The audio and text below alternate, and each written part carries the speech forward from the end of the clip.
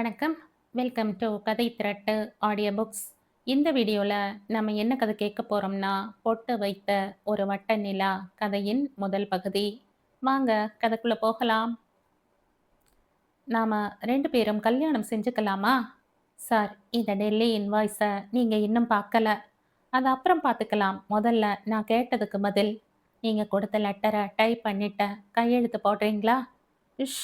நான் இதோட 10வது தடவையா கேட்கிறேன் என்ற ரிஷிகேஷ் சிகரெட்டை நசுக்கிவிட்டு எதிரே நின்றிருந்த அவள் மேல் கோபத்தை வீசினான். Sugitha, you are insulting me. என பிடிக்கல அல்லது விருப்பம் இல்லைன்னா கம் அவுட். இப்படி நழுவி நழுவி போய் எதற்காக வதைக்கிற? Sorry sir. அப்போ உனக்கு என்ன பிடிக்கலைன்னு அர்த்தம். நான் அப்படி சொல்லல சார். அப்புறம்? உங்களுக்கு மனைவியா வருவதற்கு எனக்கு தகுதி இல்லை. இன்னும் எத்தனை நாட்களுக்கு இதையே சொல்லிக்கிட்டு இருப்ப? முதல்ல உனது தாழ்வு மனப்பான்மையை விட்டொழி. நான் ஒரு விடோவர். Never mind. ஒரு குழந்தை கூட பெற்றவள். அதுதான் இப்ப இல்லையே. இன்னும் ஏன் தயக்கம்? நான் யோசிக்கணும் என்ற ஃபைல்களை நீட்டினாள். அந்த அறைக்குள் ஏசி சிலிர்ப்புடன் ஓடிக்கொண்டிருந்தது. ரிஷி சுழல் நாற்காலியில் வீற்றிருக்க, அவனுக்கு இடதுபுறம் டிவி, அதில் பிபிசி நியூஸ். அருகில் இருந்த டிவி அந்த அலுவலகம் முழுவதையும் படம் பிடித்து அவனுக்கு காட்டிக் கொண்டிருந்தது. நீ எப்பதான் யோசித்து முடிப்பாயாம்? 2 நாள், 4 நாள்? சார், உங்களின் அறிவிற்கும் அழகிற்கும் செல்வத்துக்கும் லாரி லாரியாய் பெண்கள் கிடைப்பார்கள். ஆனால் என் மனது நீதான் வேண்டும் என்கிறது. என்ன சொல்கிறாய்? என்னால் பழசை மறக்க முடியவில்லை. என் கதையை கேட்டீர்கள் என்றால் அதை கேட்க விருப்பமில்லை. பழசையெல்லாம் தூக்கி உடைப்பல போடு. அப்போது அக்கவுண்டன்ட் லெட்ஜருடன் வந்து பக்கங்களை புரட்ட சுகிதா அங்கிருந்து மெல்ல நழுவினாள். ரிஷிக்கு கோபம் கோபமாய் வந்தது. அக்கவுண்டன்ட் மிகப்பெரிய எதிரியாகப்பட்டான். சுகிதாவுக்கு ஏசியையும் மீறி ஒருவித வியர்ப்பும் படபடப்பும் மிச்சம் இருந்தது. அறையை விட்டு வெளியே வந்த பிறகுதான் அவளுக்கு கொஞ்சம் ஆஸ்வாசம்.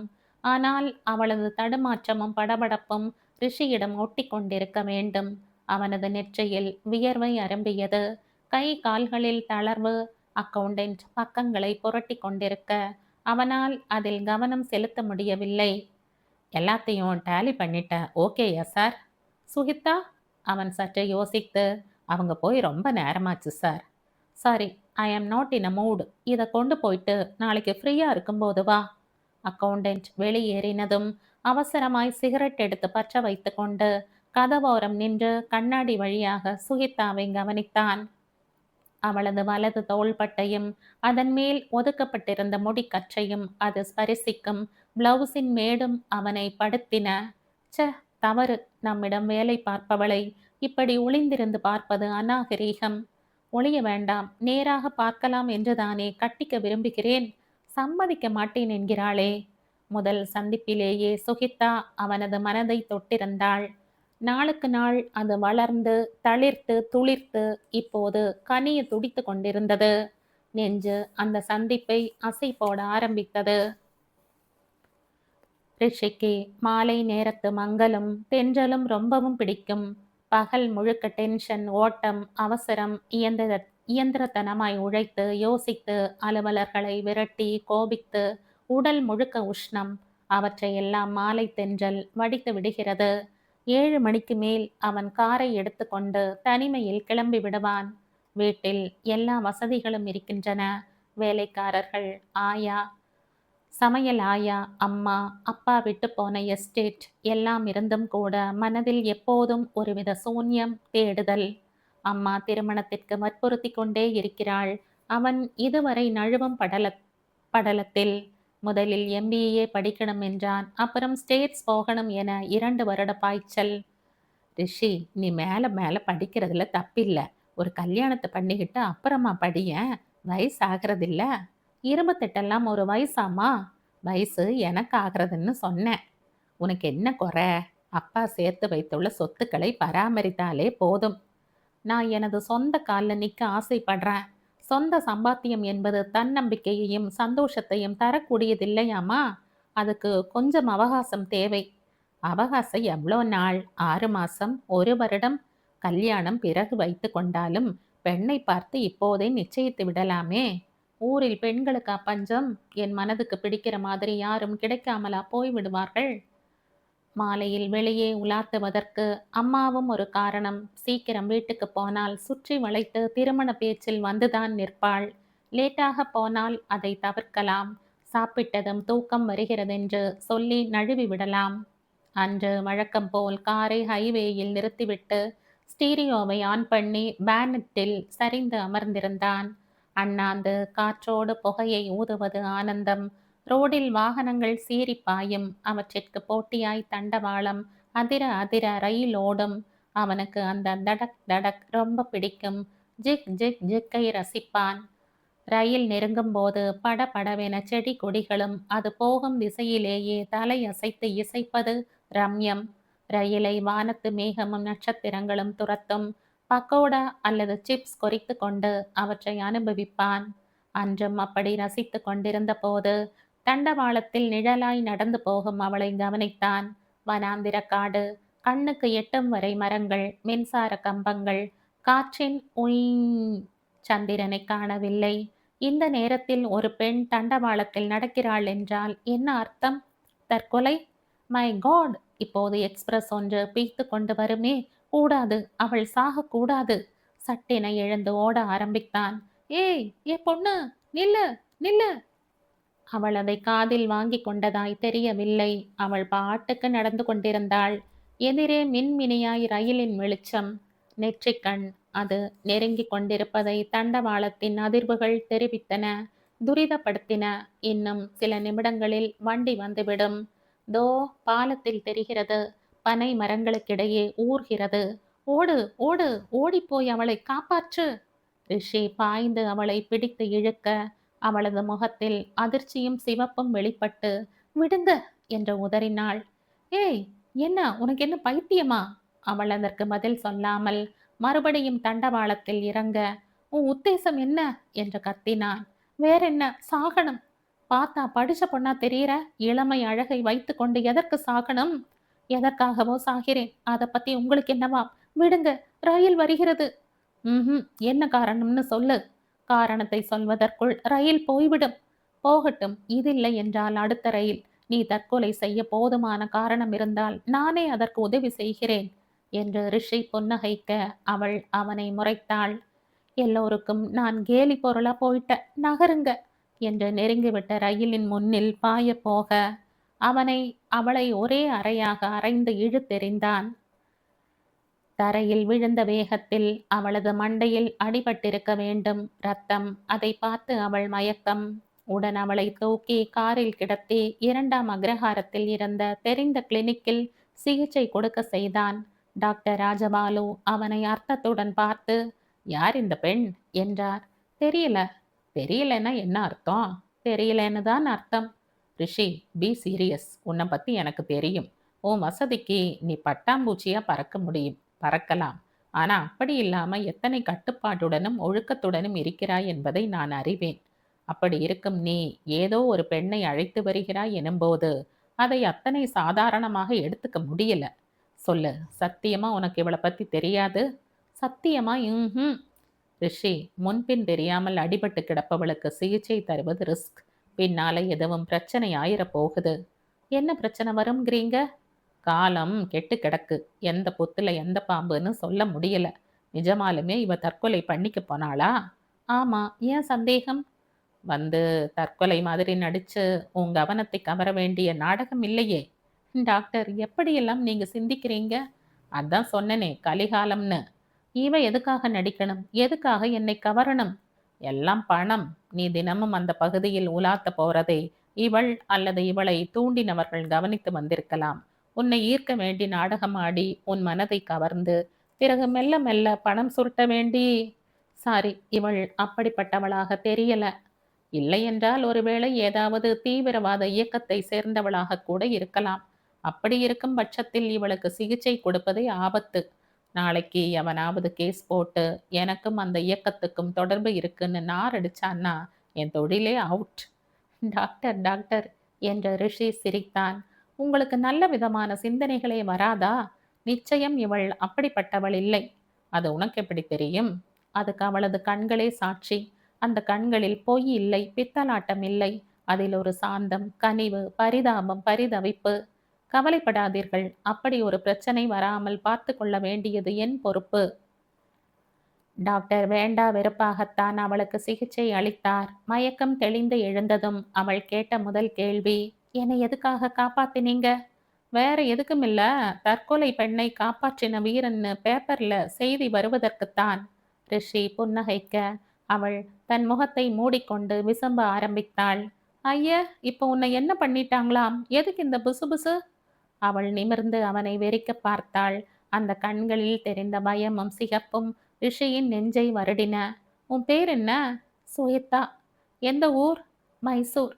தமிழ் நல்லா பேசுற? அங்க போய் 1 வருஷம்தான் ஆச்சு. என்னை ஏன் காப்பாத்தினீங்க? நான் சாகணும். சாவதற்கு அங்க ரயிலே இல்லையா? இங்க சேலத்துல எப்படி? திசை தெரியாம ஏதேதோ ரயில்கள்ல ஏறி எப்படியோ வந்த. எங்கேயாவது தலைமறைவா வாழலாம்னு தான் நினைச்சேன். ரயில் லைன் கிடைக்காம நின்னபோது மனசு மாறிப்போச்சு.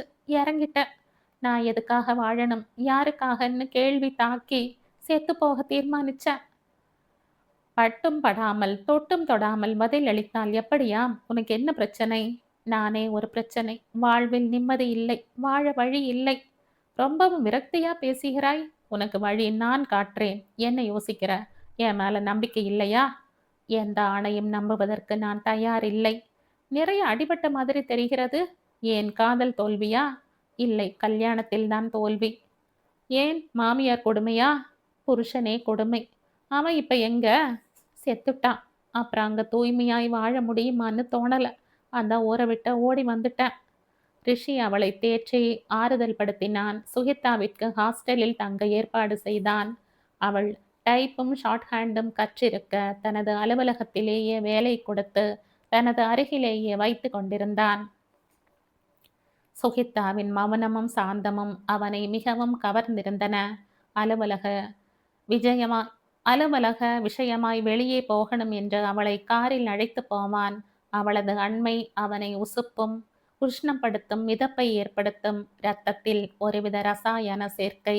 இதனால் வரை உறுதியாக இருந்தவனுக்கு அந்த மாற்றம் வியப்பை ஏற்படுத்திற்று. இவளிடம் அப்படி என்ன இருக்கிறது?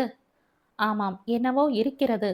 சுகித்தா திருமணமானவள் என்பதை அவனால் நம்ப முடியவில்லை. பொய் சொல்வதாகவே நினைத்தான். இவளுக்கு பின்னால் ஏதோ ஒரு சோகம் இருக்கிறது. எதையோ மறைக்கிறாள். ஏன் மறைக்க வேண்டும்? அதை அறியும் ஆர்வம் ரிஷிக்கு எழுந்தது. அப்படியே அவளுக்கு திருமணம் நடந்திருந்தாலும் சுகித்தா எனக்கு வேண்டும். என்ன விலை கொடுத்தாவது இவளை நான் பெற்றாக வேண்டும். ஒரு மாலையில் ஆபீஸ் நேரம் முடிந்தும் கூட ரிஷி வேண்டுமென்றே வேலை இருப்பதாக சொல்லி நிறுத்தி வைத்தான். சுகிதாவிற்கு மறுக்க முடியவில்லை. 8 மணி வரை அவன் சொன்ன பேப்பர்களை எல்லாம் டைப் பண்ணி ஃபைல் பண்ணி வைத்தாள். அதன் பிறகு அவள் அவசர அவசரமாய் கிளம்பி பஸ் ஸ்டாப்பிற்கு ஓட பின்னாலேயே காரில் போய் ஹாரன் அடித்தான். ஏறு. பரவாயில்ல, நான் பஸ் காசை நான் வாங்கிக்கிறேன், ஏறு. காரை ராஜகணபதி கோயில் அருகே நிறுத்தி, உனக்கு பக்தி உண்டா என்று கேட்டான். ஒரு காலத்துல இருந்தது. பசி? அதுவும் ஒரு காலத்துல மட்டும்தான் இருந்ததா? இப்பவும் இருக்கிறதா என்று கேட்டு சிரித்து வில்வாத்ரி பவன் ஹோட்டலுக்கு அழைத்து போனான். நேரமாச்சு, ஹாஸ்டலுக்கு போகணும். லேட்டானா பிரச்சனை. ஏன் சேர்க்க மாட்டாங்களா? ஆமா. நல்லது. உனக்கு தேவை ஒரு புகலிடம், அவ்வளவுதானே? என் வீட்டில் உனக்கு எப்போதும் ஒரு இடம் உண்டு என்று சொல்லிவிட்டு சுகித்தாவின் முகபாவங்களை கவனித்தான். அதில் எந்தவித சலனமும் இல்லாமல் போக சற்று ஏமாற்றம். இவள் அழுத்தக்காரி. சாப்பிட்டு அம்மாபேட்டையில் அவளது ஹாஸ்டலின் முன்பு காரை நிறுத்தி, நானும் உள்ள வரலாமா? வாட்ச்மேன் தெரிந்தவன் என்பதால் சல்யூட் அடித்தான். வேணாம் சார், நான் போய்க்கிறேன், நீங்க கிளம்புங்க. ஏன், உன் ரூமை நான் பார்க்க கூடாதா? எனக்கு பெண்களின் ரூம் எப்படி இருக்குன்னு பார்க்க ரொம்ப நாளா ஆசை. அவள் தயக்கத்துடன் ரூமை திறந்து, ஒரு நிமிஷம் என்று உள்ளே ஓடி கொடியில் கிடந்த ரகசிய உடைகளை அப்புறப்படுத்தி லைட் போட்டு ப்ளீஸ் கமின் என்ற முக்காலி ஒன்றை எடுத்து போட்டாள். அது சின்ன அறைதான். கட்டிலோடு ஒட்டி மர மேசை, அதை இடித்தபடி மர பீரோ, பாத்ரூமில் இருந்து ஈர வாடை. கொஞ்சம் இருங்க, நான் முகம் கழுவிட்டு வந்துடுறேன் என்ற பாத்ரூமிற்குள் சுகிதா நுழைய அந்த அறையை கண்களால் துழாவினான். சுவர்களில் அங்கங்கே மூட்டை பூச்சி, நசுக்கப்பட்ட வீரத்துளிகள். ஃபேன் ஆடி ஆடி நளினமாய் சுற்றிற்று. கட்டிலுக்கடியில் அவளது பெட்டி தெரிய அதை திறந்து பார்க்க கை துருதுருத்தது. இவளுக்கு திருமணமாகி இருக்கும் பட்சத்தில் நிச்சயம் பெட்டியில் போட்டோ இல்லாமலா இருக்கும்? பாத்ரூமில் சலசலப்பு கேட்க அவசரமாய் தரையில் அமர்ந்து பெட்டியை திறந்து அலசினான். ச்ச, தப்பு. போட்டோ கேட்டா தந்து விட்டு போகிறாள். இதற்கு ஏன் திருட்டுத்தனம்? என் வயசிற்கும் தகுதிக்கும் இது உகந்ததுதானா? பெட்டிக்குள் துணி, கொலுசு, பட்டுப்புடவை, பிளாஸ்டிக் வளையல்கள், தோ ஒரு ஆல்பம். ஆர்வத்துடன் அதை எடுத்து பிரிக்க எல்லாமே அவளது பால்ய படங்கள். ஸ்கூலில் பிரைஸ் வாங்குவது, மெடல் வாங்குவது, அப்பா அம்மா காலில் விழுவது, தோழிகள். அவன் எதிர்பார்த்த படம் மட்டும் இல்லை. மைசூர் சாமுண்டீஸ்வரி கோயில், பிருந்தாவன் பேலஸ், இதெல்லாம் இருக்கிறது. புருஷன் படம் இல்லை என்றால் என்ன அர்த்தமாம்? கல்யாணம் ஆச்சுன்னு சொன்னது பொய்தானே? பொய் என்று நினைக்கும் போது அவனுக்குள் சந்தோஷம். இவள் எதற்காக பொய் சொல்ல வேண்டும்? நான் எத்தனை தூரம் மனம் திறக்கிறேன், அன்பை பொழிகிறேன், அரவணைக்கிறேன். இவள் மட்டும் ஏன்? அதற்குள் பாத்ரூமின் சலசலப்பு நின்று போக சட்டென மூடி வைத்துவிட்டு ஒன்றும் தெரியாதது போல ஏறி அமர்ந்து கொண்டான். சுகிதா, ரூம் எல்லாம் சுத்தமாய் இருக்கிறதே, சுவரில் உன் புருஷன் படத்தை கூட மாட்டி வைக்கல? அவளது முகம் கருத்து போயிற்று. படம் இருந்தால் தானே மாட்டுவதற்கு? இல்லாம எங்க போச்சாம்? எல்லாத்தையும் எரிச்சிட்டேன். ஏன்? அப்படி ஒரு புருஷனுடன் வாழ்ந்த சுவடே தெரிய வேணாம்னு தான். ரிஷி அவளிடமிருந்து விடை பெற்று வெளியே வந்தபோது அதுவரை காம்பவுண்ட் ஓரம் நின்று அவர்களை கவனித்து கொண்டிருந்த உருவம் ஒன்று மெல்ல பதுங்கிற்று. அந்த உருவம் ஹோட்டலில் இருந்தே அவர்களை தொடர்ந்து கொண்டிருக்கிறது என்பது இங்கே குறிப்பிட வேண்டிய ஒன்று. வீட்டின் சில அறைகளில் மட்டும் வெளிச்சம் பரவி இருக்க லக்ஷ்மி அம்மாள் ஹாலில் அமர்ந்து வாசலையே வெறித்து கொண்டிருந்தாள். டிவி சும்மா நாளும் ஓடிக்கொண்டிருந்தது. கவனம் அதில் செல்லவில்லை. கடிகாரம் 9ஐ தழுவிக்கொள்ள எழுந்து கேட்டை நோக்கி நடந்தாள். அங்கே டிரைவர் காரை துடைக்கிற மாதிரி பாவனை பண்ண, ரிஷியை இன்னும் காணமே, ஆபீஸ்ல பார்த்துட்டு வரையா என்றாள். தம்பி இங்க இல்லைங்க, வெளியே போயிருக்கு. எங்க? லேடிஸ் ஹாஸ்டலுக்கு என்ற வாய் தவறி சொன்ன டிரைவர் சட்டென நாக்கை கடித்து கொண்டான். லேடிஸ் ஹாஸ்டல்ல அவனுக்கு என்ன வேலை? யாரை பார்க்க அங்கே போனா? அது சுகிதான்னு ஒரு பொண்ணு. ஆஃபீஸில் வேலை அதிகம் இருந்தால் கொண்டு போய் ட்ராப் பண்ணுறது வழக்கம். இது எவ்வளோ நாளாக நடக்குது என்று வெளியே கோபமாய் கேட்டாலும் உள்ளுக்குள் அவளுக்கு சந்தோஷமாய் இருந்தது. இப்போதாவது ஒரு பெண் தேவைன்னு அவனுக்கு தோன்றிற்றே. ரிஷி இரவு 10 மணிக்கு வீட்டுக்கு வர வழக்கமாய் ஏன் லேட், எங்கே போனா என்று கேட்காத லக்ஷ்மி, இவ்வளோ நேரம் எங்கே போய் சுத்திட்டு வர என்றாள் அதிகாரத்துடன். அவன் அதை கேட்காதது மாதிரி ட்ரெஸ் பண்ணி வந்துவிட்டு, நான் வெளியே சாப்பிட்டுட்டேன், சாப்பாடு வேணாம் என்று டிவியின் முன்னால் அமர்ந்தான். யார் அந்த பொண்ணு? எந்த பொண்ணுமா? ஹாஸ்டல்ல விட்டுட்டு வர்றியே. அது வந்துமா, நீ தடுமாறுறதுலேருந்து என்னால் எல்லாத்தையும் யூகிக்க முடியுது. உனக்கு அவளை பிடிச்சிருக்கா? ஆ, அப்போ பெண் தேடுற வேலை எனக்கு மிச்சம். உடனே நாள் பார்க்கட்டா? ஆமா, சூப்பர் ஃபாஸ்ட்டாக இருக்கீங்களே. ஏன் உனக்கு சம்மதம் இல்லையா? எனக்கு ஓகே, அவ சம்மதிக்கணுமே. அழைச்சிட்டு வா, நான் பேசிக்கிறேன். டாக்டர் ராஜபாலு எம்டி எஃப்ஆர்சிஎஸ் தான். வெறும் ஆங்கில மருத்துவத்தை மட்டும் நம்பி இருக்காமல் நோயாளிகளின் தன்மையை பொறுத்து இயற்கை பயிற்சிகளும் சொல்லித் தருவார். பேஷண்ட் ஒருவர், டாக்டர், நான் பார்க்காத டாக்டர் இல்லை, செய்யாத வைத்தியம் இல்லை, முதுகு வலியும் கழுத்து வலியும் என்னை விட்டு போவேனாங்கிறது என்று புலம்பினார். மருந்து மாத்திரைக்கு ஆயிரமா செலவு பண்ணியும் கூட எந்த பிரயோஜனமும் இல்லை. அவர் அந்த நபரின் முதுகில் பரிசோதித்து, இதுக்கு மருந்து போதாது, உடற்பயிற்சி தான் பலன் தரும். நான் சொல்றபடி கேட்குறீங்களா? சொல்லுங்க சொல்லுங்க. ராஜபாலு அவரிடம் யோகிராஜ் வேதாத்ரி மகரிஷி எழுதின குண்டலினி யோக பயிற்சி புத்தகத்தை கொடுத்து, இதை முழுசா படிச்சு இதில் உள்ள செய்முறை பயிற்சிகளை ஃபாலோ பண்ணீங்கன்னா முதுகு வலி இல்லை, மூட்டு வலி, மூக்கு வலி எல்லாமே பறந்து போயிடும். அப்போது உள்ளே பிரவேசித்த ரிஷி, என்ன டாக்டர், முதுகு வலிக்கு சிகிச்சையா? அப்ப நீங்க ரொம்ப சீக்கிரம் பிரபலம் ஆயிரலாம். ஏன்னா இன்னைய நிலவரத்துக்கு முதுகு வலிதானே அரசியல்ல பிரதான அங்கம் வகிக்கிறது. வாப்பா, கடைசியில நீயும் வலையில விழுந்துட்டியா? அம்மா சொன்னாங்க. பொண்ணு யாரு? அந்த தற்கொலை கேஸ்? ஆமா சார், அந்த சுகிதா தான். நல்லா யோசிச்சுதான் முடிவு எடுத்திருப்பேன்னு நினைக்கிறேன். ஷியோர். உனக்கு அவள் பேர்ல அந்த அளவுக்கு நம்பிக்கை ஏற்பட்டிருந்தால் அதற்கு மேல நான் எதுவும் சொல்ல விரும்பலை. ஏன் சார், உங்களுக்கு அந்த அலையன்ஸ்ல சம்மதம் இல்லையா? பளிச்சுன்னு சொல்றதுன்னா நோ. ஆனா என் அபிப்பிராயத்தை விட இங்க உனது சம்மதமும் சந்தோஷமும் தானே முக்கியம். ஆனா ஒரே ஒரு வேண்டுகோள். என்ன டாக்டர்? கட்டிக்கிறதுக்கு முன்னாடி அவளோட பின்னணி முழுக்க விசாரிச்சு தெரிஞ்சுக்க முயற்சி பண்ணு. சாரி டாக்டர், கட்டிக்கிறதுன்னு முடிவு பண்ணியாச்சு. இனி அவளோட பின்னணியை தெரிஞ்சுக்கிட்டு என்ன பண்ண போறோம் மாம்? அது எத்தனை மோசமா இருந்தாலும் ஜஸ்ட் ஐ டோன்ட் கேர். நான் அவளை முழுசா நேசிக்கிறேன். அவளும் எனக்கு விசுவாசமா இருப்பான்னு உள் மனது சொல்லுது. That's all. இல்லப்பா, பின்னால எதுவும் பிரச்சனை வந்துடக்கூடாதுன்னு தான். கவலையே படாதீங்க டாக்டர். நீங்க பயப்படுற மாதிரி எந்த பிரச்சனையும் வராது. அப்படியே வந்தாலும் I will face it.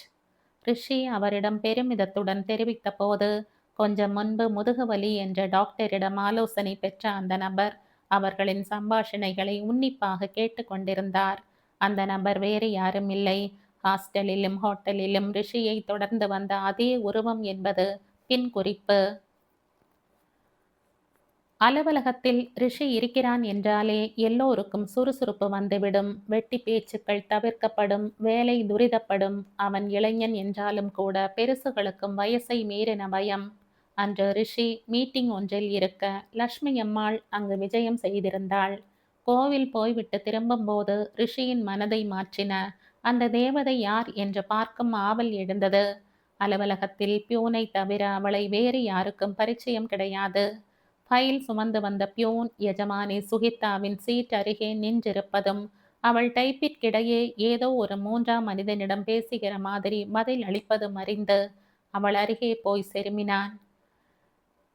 Madam, நான் ரிஷி சாரை பார்க்கணும். நீங்க யாரு? லக்ஷ்மின்னு சொல்லுங்க.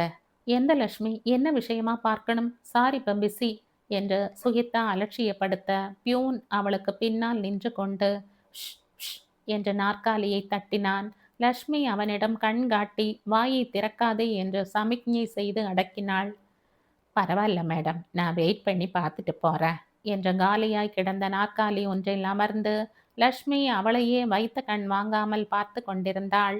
அந்த சுறுசுறுப்பும் அவளது ஆத்மார்த்தமும் அவளை மிகவும் கவர்ந்திருந்தன. இந்த மாதிரி ஒரு பெண்தான் எனக்கு மருமகளாய் வர வேண்டும்.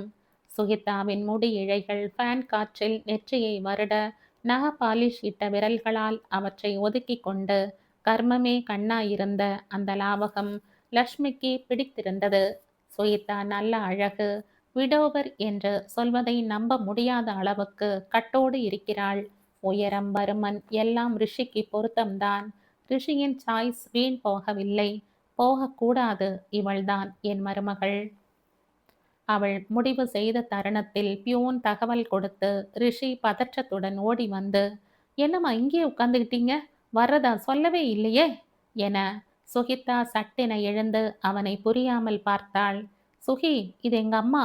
லக்ஷ்மி குறுக்கிட்டு, உன்னோட வருங்கால மா என்று புன்னகைக்க, எல்லாம் உள்ள போய் பேசிக்கலாம் வாங்க என்று ரிஷி அவளை தன் அறைக்கு அழைத்து போனான். உட்காருங்கம்மா, எவ்வளோ நாளாச்சு நீங்க இந்த பக்கம் வந்து? உட்கார நேரம் இல்லை, அவளை கூப்பிடு. யாரை? என் மருமகளை. அம்மா மெதுவா பேசுங்க, ஸ்டாஃப்ஸ் இருக்காங்க. இருந்தா என்ன, கூப்பிடு. 2 வார்த்தை பேசிட்டு போயிடுறேன்.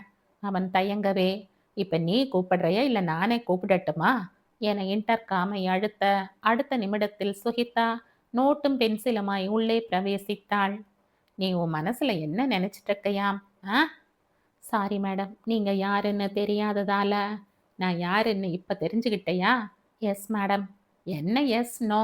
உன்னை எல்லாம் இங்க வேலைக்கு வச்சிட்டு இருக்கிறதே தப்பு. ரிஷி தவிப்புடன் இடைப்பட்டு, அம்மா என, நீ போப்பா, உன் வேலையை பார்த்துக்கிட்டு. உனக்கு மீட்டிங் இருக்குல்ல, போ போ.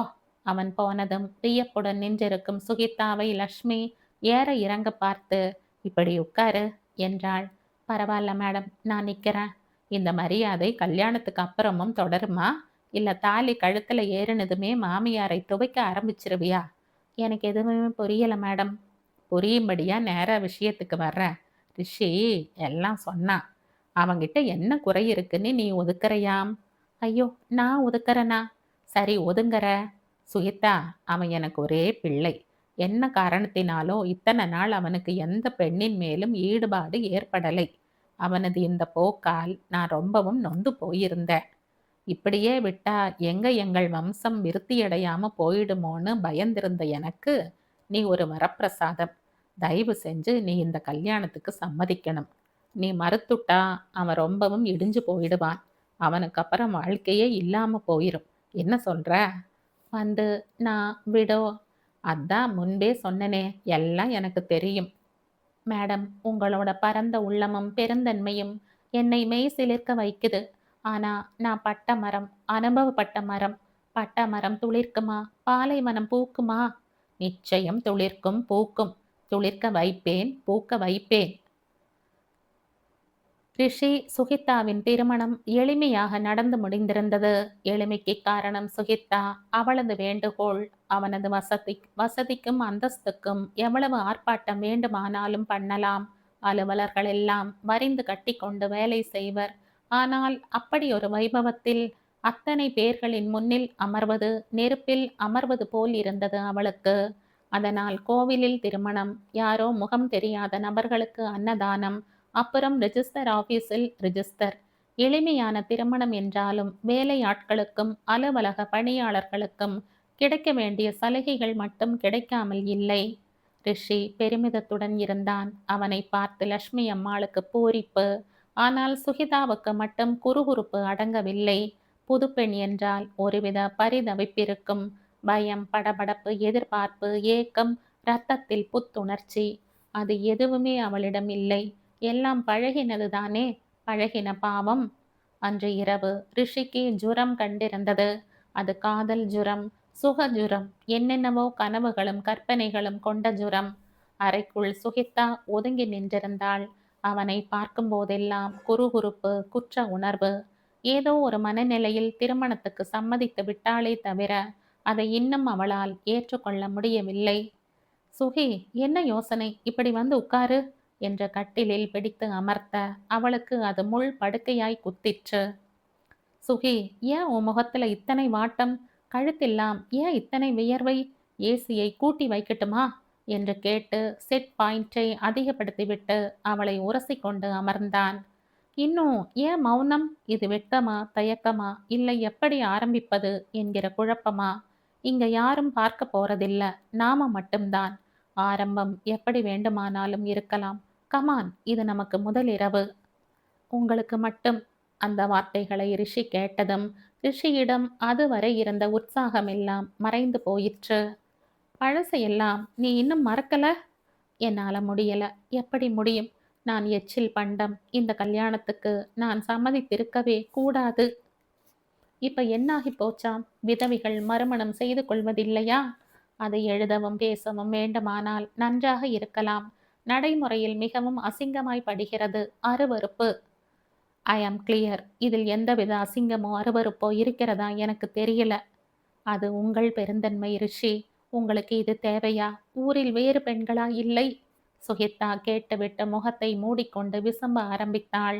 அவளை என்ன பண்ணுவது, எப்படி தேற்றுவது என்று தெரியாமல் ரிஷிக்கும் மூட் அவுட். விட்டிருந்தால் நான் பாட்டுக்கு நிம்மதியாய் செத்திருப்பேன். எந்த பிரச்சனையும் இருந்திருக்காது. அதை விட்டுட்டு வலுக்கட்டாயமா காப்பாற்றி வேலை கொடுத்து இப்போது அணு அணுவாய் கொல்கிறீர்கள். சித்திரவதை. சி பைத்தியமே! ஆபீஸில் எல்லாம் எத்தனை சமத்தாய் செயல்படுகிறாய். உனக்குள்ளே இத்தனை கோழைத்தனமா? தாழ்வு மனப்பான்மையா? வா, எல்லாவற்றிற்கும் மருந்து வைத்திருக்கிறேன் என்று ரிஷி கட்டிப்பிடிக்க அவளது நெஞ்சில் ஊசிகள் குத்தின. அந்த அரவணைப்பு, மெது இதம் சுகம் எல்லாம் நெருப்பாய் சுட, ப்ளீஸ் என்ன தொடாதீங்க என்று விலகி கதவிடம் ஓடி தாளை திறக்கப் போக ரிஷி பாய்ந்து தடுத்து, சுகிதா, நான் சொல்றத கேளு. உனது உணர்வுகளும் அவஸ்தையும் எனக்கு புரியுது. அவற்றிற்கு நான் மதிப்பளிக்கிறேன். உனது மனமும் உடலும் பக்குவப்பட இன்னும் சில நாட்கள் பிடிக்கலாம். அதுவரை உன்னை பலவந்தப்படுத்த மாட்டேன். இது சத்தியம். நீயாக உடன்படுகிற வரை நமக்குள் எந்தவித உறவும் வேணாம். நீ நிச்சயம் உடன்படுவாய். அதுவரை நான் காத்திருக்கிறேன். ஆனால் ஒரு ரிக்வெஸ்ட். ரிஷி அவளது கன்னத்தை நிமிர்த்தி, இந்த விஷயம் நமக்குள் நமக்குள் மட்டும் இருக்கட்டும். வெளியே எவருக்கும், குறிப்பாய் அம்மாவுக்கு தெரிஞ்சிட வேண்டாம். 1000 கனவுகளோடும் பிரார்த்தனைகளோடும் அவங்க இந்த கல்யாணத்தை பண்ணி வச்சிருக்காங்க. அந்த கனவுகளை தயவு செஞ்சு உடைச்சிராத. ஒரே வாரத்தில் சுகித்தா அந்த வீட்டு பொறுப்பை எல்லாம் ஏற்றிருந்தாள். அலுவலகத்திலாவது 8 மணி நேர வேலை. அந்த 8 மணி நேரம் சுறுசுறுப்பாக இயங்கினால் பிறகு ஓய்வு. ஆனால் வீடு என்கிற போது 24 மணி நேரமும் கவனிப்பு தேவை. அதுவும் வேலைக்காரர்கள் இருக்கும்போது கவனம் அதிகமாக கூட தேவைப்பட்டது. லட்சுமி அம்மாள் எதையும் பொருட்படுத்தாததில் அவர்கள் ரொம்பவே சுரண்டி கொண்டிருந்தனர். பீரோ, நகைகள், வரவு செலவு எல்லாம் மெல்ல மெல்ல சுகித்தாவிடம் வந்துவிட அவர்களுக்கு பொறாமை. எங்கேயோ கிடந்தவளுக்கு வந்த வாழ்வை பார். எஜமானனுக்கு வேறு நல்ல பெண்ணே கிடைக்கலையா? சுகித்தா கெட்டு போனவளாமே. சமையல்காரர், அம்மா மளிகை வாங்கணும், 3000 கொடுங்க என லட்சுமி அம்மாள் சுகித்தாவை கை காட்டி, இனி அவங்க தான் பொறுப்பு, அங்கேயே கேட்டுக்க என்று நழுவினாள். பண விஷயமெல்லாம் அடுத்தவங்க பார்க்கலாமா? நீங்களே பார்க்கறது தானே நல்லது. சுகிதா ஒன்றும் அடுத்தவள் இல்லையே, இந்த வீட்டு மருமகளாச்சே. இருந்தாலும் ஒரு பிடிப்பு ஏற்படுகிற வரை.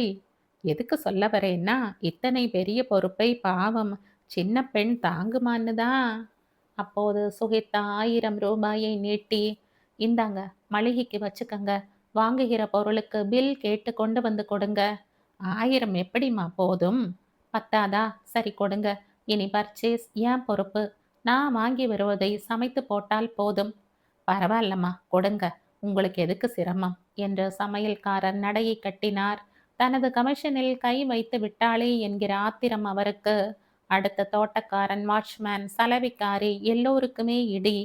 அன்று லட்சுமி அம்மாள் அலுவலகத்திற்கு கிளம்பி கொண்டிருக்கும் ரிஷியை மறித்து, ஏம்பா இப்படியே ஆபீஸ் வீடுன்னு இருந்தா ஆச்சா? ஏமா என்ன விஷயம்? புது பெண்டாட்டியை வெளியே எங்கேயாச்சும் அழைச்சிட்டு போய் வரக்கூடாதா? அதுக்கெல்லாம் எங்கம்மா நேரம்? நேரம் ஒதுக்கணும். கல்யாணம்ங்கிறது தாலியோட முடிஞ்சு போறதில்ல. ஒருத்தரை ஒருத்தர் புரிஞ்சுக்கணும், சுதந்திரமாய் உல்லாசம் அனுபவிக்கணும். இதெல்லாம் இன்னும் எவ்வளோ நாளைக்கு முடியுங்கிற? ஒரு குழந்தை குட்டின்னு வந்துட்டா நகர முடியாது. என்ன சொல்ற? ரிஷி எதுவும் சொல்லவில்லை. சுகிதாவை பார்த்தான். அவள் வழக்கம் போல மௌனம். ரிஷிக்கும் அவளை வெளியே அழைத்து போக வேண்டும் என்கிற ஆசை இல்லாமல் இல்லை. ஆனால் அழைத்து போய் என்ன செய்வதாம்? முடிந்தவரை அவள் விலகி இருக்கவே முயல்கிறாள். இந்த லட்சணத்தில் உல்லாசம் எப்படி வரும்? சுதந்திர காற்றை எப்படி அனுபவிக்க முடியும்? என்ன பதிலையே காணோம். நான் இன்னும் 2 வாரத்துல காசி, பத்ரிநாத்னு புனித பயணம் புறப்படலாம்னு இருக்கேன். ஓ பேஷா போயிட்டு வாங்க. அறைவன் ராஸ்கல், உன் அனுமதியை கேட்கல. அதுக்குள்ள நீங்க 2 பேரும் எங்காவது போகணும்னா போயிட்டு வந்துருங்க. அம்மா நீயாச்சும் உன் மருமகளாச்சு. எங்க போகணும், எப்ப போகணும், எப்ப திரும்பணும்னு பிளான் பண்ணி வைங்க. இந்த ராஸ்கலுக்கு எந்த ஆட்சேபனையும் இல்லை. ஆஃபீஸ்க்கு நேரமாச்சு, நான் வரேன். சாயந்தரம் ஏதோ மேரேஜ் ரிசப்ஷன் இருக்குன்னியே, மறந்துடாத. மறக்கல, 6 மணிக்கெல்லாம் ரெடியா இருங்க. மாலை 5 மணிக்கு ரிஷி வீட்டுக்கு திரும்பி இருந்தான். சுகிதாவிடம் அவனுக்குள் ஒரு எதிர்பார்ப்பு. வெளியே 4 இடங்களுக்கு அழைத்து போனால் அவளது காம்ப்ளெக்ஸ் மாறலாம். மனதும் என்மேல் படரலாம். படர்ந்தாக வேண்டும். அவன் வந்து 1/2 மணி நேரம் ஆயிற்று. சுகிதா அறையை விட்டு வெளியே வரவில்லை. அம்மா இன்னும் என்ன பண்றீங்களா? உன் பெண்டாட்டிய கொஞ்சம் அடக்கி வை, என் பேச்ச கேட்க மாட்டேங்கிறா. என்ன விஷயம் என்று ரிஷி உள்ளே போக, பெட்டிக்கோட்டும் பிளவுசுமாய் நின்றிருந்த சுகிதா சட்டென பீரோவின் பின்னால் மறைந்து கொண்டு, நீங்க எதுக்கு இங்க வந்தீங்களாம், போங்க என்று சிணுங்கினாள். கட்டிலில் பட்டு புடவைகள் சரிந்து கிடந்தன. நகை பெட்டிகள் பரப்பி இருந்தன. அவனுக்கு எதுவும் புரியவில்லை. என்ன இதெல்லாம்? பட்டு புடவை வேணாம், பிரிண்டட் தான் கட்டுவேங்கிறா. நகைகள் எதுவும் வேணாமாம். நகைகள் வேணாமா? சுகி என்ன பொம்பளை நீ? வேணாம் ப்ளீஸ், என்னை வற்புறுத்தாதீங்க. அருகதை இல்லாத எதுவும் எனக்கு வேணாம். சி என்ன பேச்சு இது? அருகதை இல்லைன்னு யார் சொன்னதாம்? ரிஷி மட்டும் இல்லை, இந்த வீடு, சொத்து, சுகம் எல்லாமே உனக்கு சொந்தம். வேண்டாம் அத்தை, ஏற்கனவே எனக்கு குறுகுறுப்பு. இதுல இவற்றை வேறு அணிந்து கொண்டால் அவ்வளோதான். சுகி, எப்பதான் இந்த தாழ்வு மனப்பான்மை உன்னை விட்டு போகுமோ தெரியல. கமான் கெட் ரெடி, நேரம் ஆகிறது. ஒரு பார்ட்டி எனும்போது அங்கே பெரிய பெரிய தொழில் அதிபர்கள் எல்லாம் வருவார்கள். அவர்களுக்கு முன்னால் என் கௌரவம் என்ன ஆவதாம்? அதுவும் இல்லாமல் கல்யாணமாகி முதலாய் ஒரு பார்ட்டிக்கு அழைத்து போகிறேன். 4 ரோடு நேஷனல் ஹோட்டலில்தான் பார்ட்டி. அங்கே கார்கள் தங்களின் வசதியை பீற்றிக்கொண்டு அணிவகுத்திருந்தன.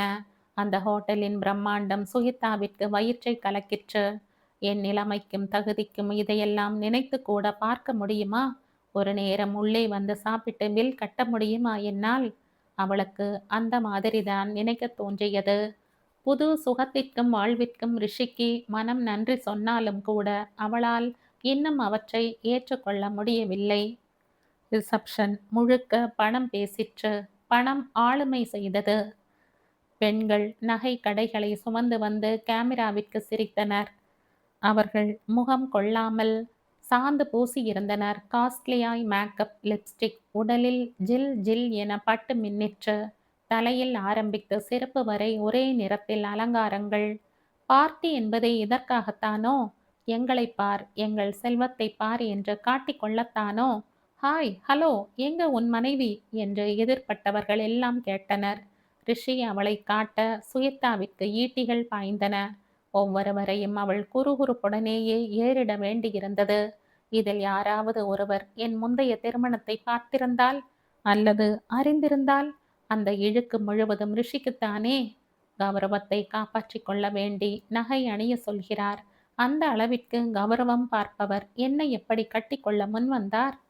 அவளுக்கு போலியாய் சிரிக்க முடியவில்லை. பெண்கள் எல்லாம் தங்கள் சிநேகிதிகளுடன் அரட்டையில். அவளால் அப்படி முடியவில்லை. ரிசப்ஷன் எப்ப முடியும் என்றிருந்தது. சாப்பிட்டு ஒரு வழியாய் வெளியே வந்து, நல்ல வேளை தெரிந்த முகம் எதுவும் இல்லை என்று பெருமூச்சு விட்டபடி காரில் ஏறின போதுதான் அவர்களை தாண்டி காரில் கடந்து போன அந்த உருவத்தை சுகித்தா கவனித்தாள். அதுவும் கூட சரியாய் பார்க்கலை. அட, பழகின முகமாய் இருக்கிறதே என்று யோசிப்பதற்குள் அந்த கார் விருட்டென்று பாய்ந்து போயிற்று. அதன் பிறகு அது யார் எவர் என்று அவளுக்கு யோசிக்க தோன்றவில்லை. அந்த கணமே அந்த முகம் மறைந்து போயிற்று. ஏற்காட்டில் பசுமையை இளஞ்சோடிகள் அங்கங்கே அனுபவித்துக் கொண்டிருந்தனர். ஏரியில் படகு விட்டனர். லேடிஸ் சீட் பகுதியில் எட்டி பார்த்து பாதாளத்தின் ஆழத்திற்கு மிரண்டனர். காதலர்கள் பார்க்கில் சில்மிஷம். இவற்றையெல்லாம் பார்ப்பதற்கா இங்கு வந்தோம் என்று ரிஷிக்கு எரிச்சலாக இருந்தது. பொறாமையும் எழுந்தது. வேண்டாம் வேண்டாம் என்று சொன்னாலும் அம்மா கேட்க மாட்டேன் என்கிறார்கள். பிடிவாதமாய் அனுப்பி வைக்கிறார்கள். தேனிலவாம். தள்ளி இருப்பவர்களுக்கு வேண்டுமானால் ஏற்காடு பெரிதாய் தெரியலாம். சேலத்துக்காரர்களுக்கு பச்சா. எதுவுமே அருகில் இருக்கும்போது அருமை தெரிவதில்லை. நினைத்தால் ஒரே நாளில் 10 முறை ஏறி இறங்கலாம் என்னும்போது எப்படி அருமை தெரியுமாம்? அதுவும் அம்மா வேறு 2 நாள் வீட்டுக்கு திரும்பக்கூடாது. அங்கேயே ரூம் போட்டு சுத்தி பார்த்துட்டு மெல்ல வாங்க என்று உத்தரவிட்டிருக்கிறாள். ரூமா? எதுக்குமா? ராத்திரி வீட்டுக்கு வந்துடுறோமே. ம். இங்கே வந்தால் பிஸ்னஸ் ஆஃபீஸ்னு கிளம்பி விடுவேன். ஒரு 2 நாளைக்காவது எல்லாவற்றையும் மறந்து அனுபவித்து விட்டு வாருங்கள். இவளை வைத்து கொண்டு என்னத்தை அனுபவிப்பதாம்? குளிர் இருக்கிறது. இயற்கை எழில் கொஞ்சுகிறது. ஆனால் கொஞ்ச வேண்டிய சுகித்தா தள்ளி தள்ளி போகிறாள். என்ன நினைத்து கொண்டிருக்கிறாள் இவளது மனதில்? டாக்டர் குறிப்பிட்ட மாதிரி இவள் ஒரு புதிர்தானோ? இவளை நான் கட்டி கொண்டிருக்க கூடாதோ என்று ரிஷிக்கும் மெல்ல மெல்ல தோன்ற ஆரம்பித்தது. ஹோட்டலில் ரூம் போடுவதே வேஸ்டாகப்பட்டது. வீட்டிலேயே தனித்தனி படுக்கை என்கிற போது இங்கே மட்டும் என்ன வாழப்போகிறதாம்? அறையில் அவள் தனியாய் படுக்க ரிஷிக்கு கேலி பண்ணுகிற மாதிரி இருந்தது. இப்படி ஒரு தேன் நிலவு தேவையா? அவள் ஒரு கழித்து படுத்திருக்க போர்வையை மீறி அந்த ஏற்ற இறக்கங்கள் அவனை என்னவோ பண்ணின. தூக்கம் வராமல் போக பெட் லைட்டை போட்டுக்கொண்டு வார இதழை பிரித்தான். முடியவில்லை. இவள் என்ன மறுப்பது?